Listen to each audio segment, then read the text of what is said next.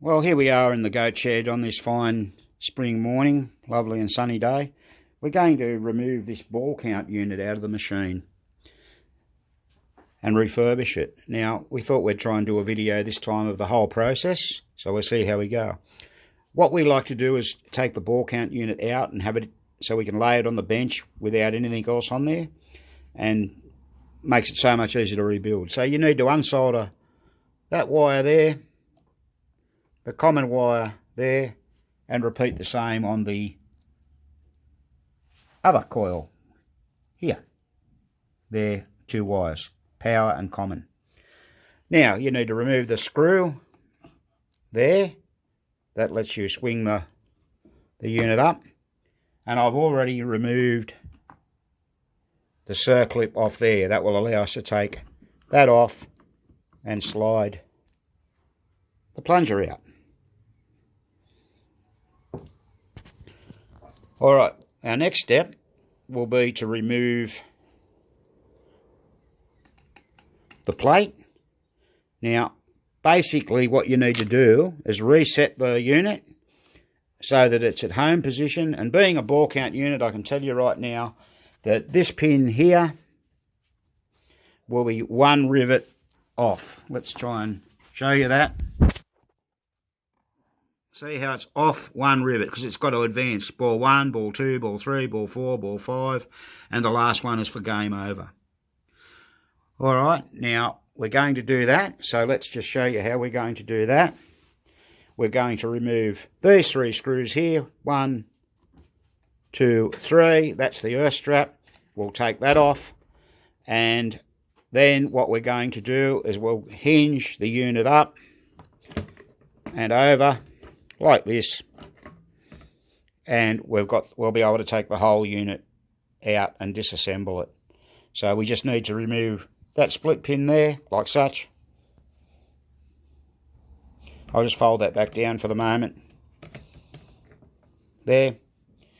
So what we'll do now is we'll take these screws out, like such. So there's 3 of them. Very hard to do it one-handed, isn't it? I've got a helper over there. I should be using the helper. Yeah.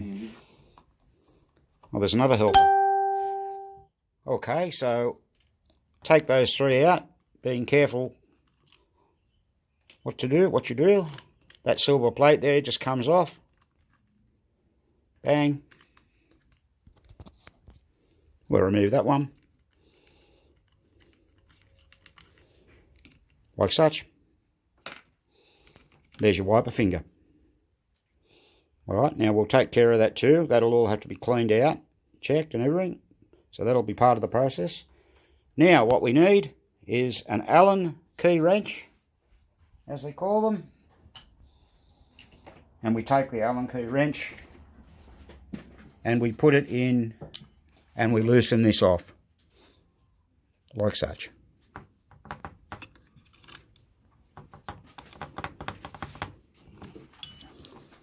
Helps if you use the right size, of course.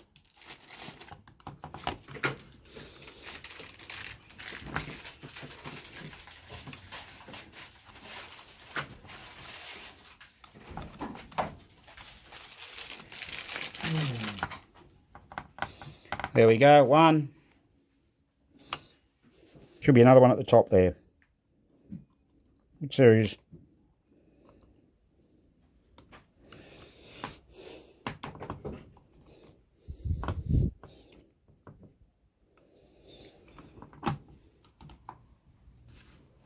And then we'll spin that off.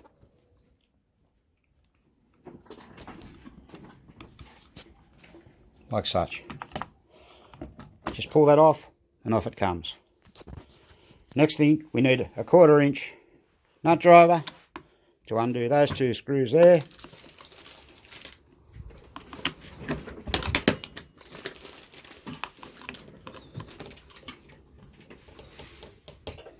Very simple.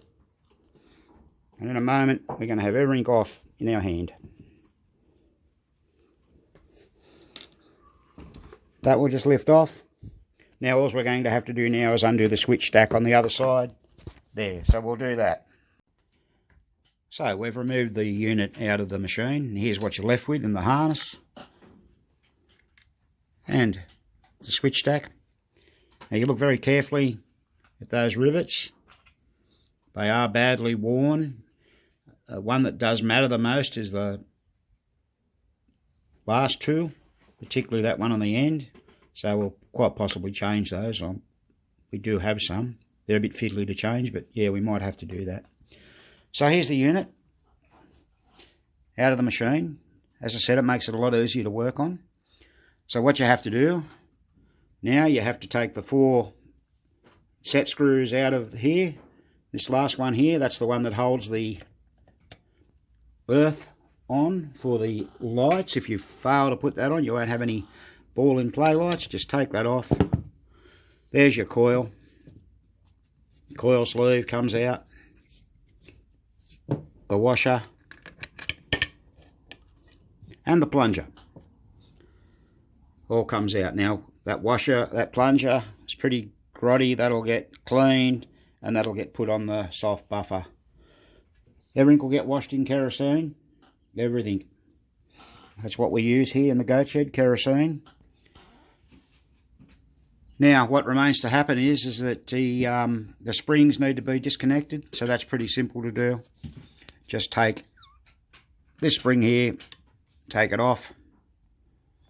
This spring here has to come off too. Like such. Once again, try and do this one-handed, should come off. There you go. Now this is your sub-track pull. That's the thing that gets sticky. It works on a shoulder screw, so that screw there's got a shoulder on it. And at the back of it, very important, there is a nut. That nut right there. If you do not loosen that nut, you will break the screw. And you'll have a screw and nut come apart. So it's very important that you take that off first, and then loosen the screw at the same time. I've cheated a bit. I've used penetrating oil in that to help loosen it up. It was pretty tight. So the other thing you need to do is you simply take your 11/32 nut driver, undo that nut there. Easier said than done. I'm trying to do it left-handed and I'm right-handed, so there you go, we'll just do that. It's a tight one. Well, that's not what you want to happen when you're making a video, but anyway, just get a bit of rag on that. Away you go. That's it. Marvellous what you can do. Just a tip for people, if you can't get a good grip on something, use a scouring pad to grab hold of the screwdriver, and that'll help you. So that's going to come off, and there's a nut to come off, and a washer. There it is, the washer. And then we can undo the screw. There it is there.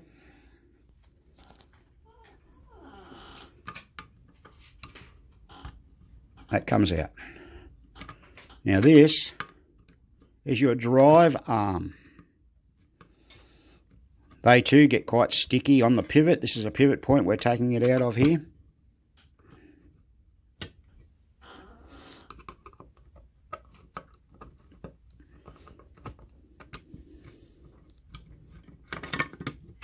That's off. Out it comes. So that's another shoulder screw. That'll get cleaned up. Here's your drive arm. Now,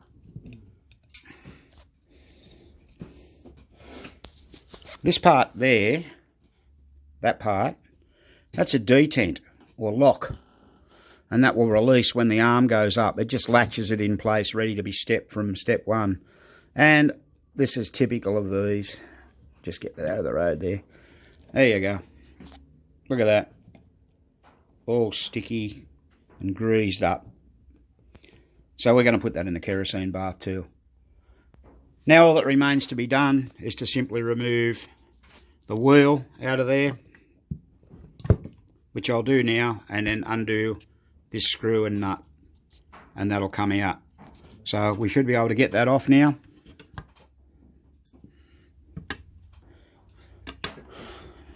Hopefully.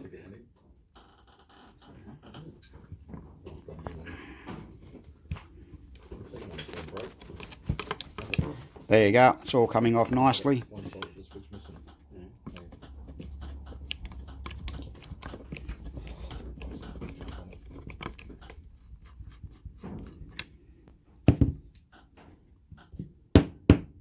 And there it is.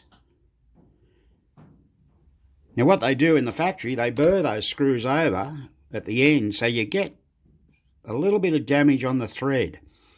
So it's sometimes you've got to make it re-tap it itself, or sometimes you've got to use a die to fix it up. But that one doesn't look too bad. So that'll come out now. So what we'll do now, turn that over and take the screw out when I can find the right screwdriver. Here it is.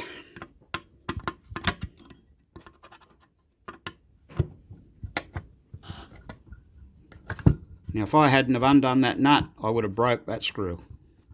So it's very important that you do undo that nut.